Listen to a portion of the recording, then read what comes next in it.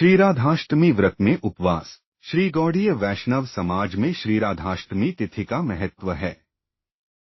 गौड़ीय वैष्णव इस तिथि का बड़ा ही आदर करते हैं। श्रीमती राधिका कृष्ण की पूर्णतमा शक्ति एवं स्वयं ईश्वरी हैं। उन्हीं से सभी शक्तियों का प्रादुर्भाव हुआ है। इसलिए कोई कोई राधाष्टमी को जयंती कहना चाहते हैं और उस दिन कृष्ण जन्माष्टमी के समान निर्जल उपवास व्रत पालन की विधि देते हैं। किंतु यथार्थ में श्री राधाष्टमी तिथि का व्रत रूप में उल्लेख रहने पर भी हरिभक्ति विलास में उक्त दिवस में उपवास की विधि नहीं देखी जाती।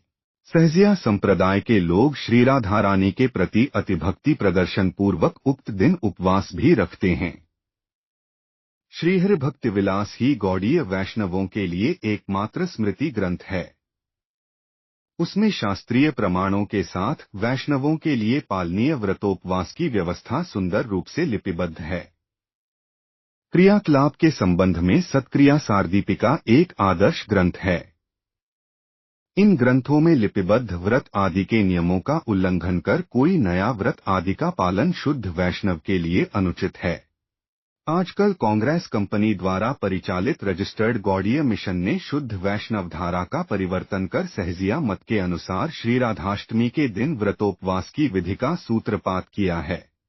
शास्त्रों में शक्तिमान परतत्व अथवा उनके अवतारों के जन्मदिन में ही व्रतोपवास की विधि दी गई है।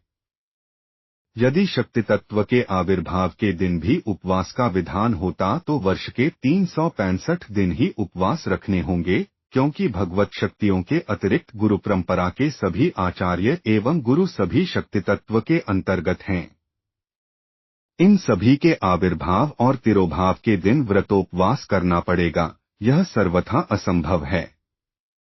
श्री गौड़ीय वेदांत समिति के अधीन सभी मठों में श्री सनातन गोस्वामी की विधि के अनुसार 1 सितंबर 1957 रविवार के दिन श्री राधाष्टमी व्रत का पालन किया गया। उक्त दिन श्री श्री राधा कृष्ण का अभिषेक, विशेष रूप से भोगराग, श्री राधा तत्व के विषय में प्रवचन, पाठ एवं संकीर्तन इत्यादि का आयोजन किया गया था।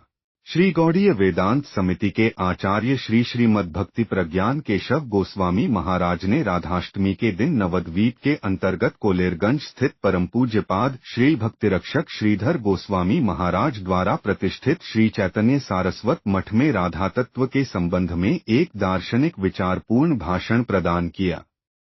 दूसरे वक्ताओं ने भी अपने अपने विचारों को प्रकट कर श्रीमती राधिका के चरणकमलों में पुष्पांजलि अर्पित की।